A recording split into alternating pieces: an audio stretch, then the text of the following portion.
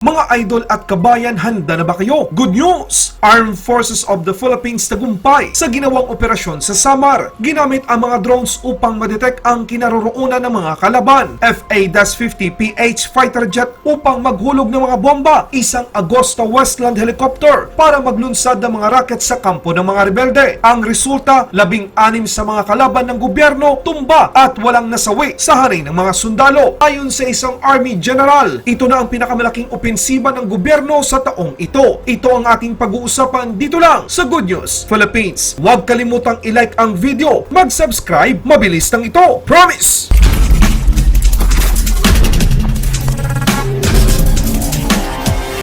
Right now, the operation is ongoing. We're still searching the area. We have about 16 enemy body count of the New People's Army and seized about 29 high-powered firearms.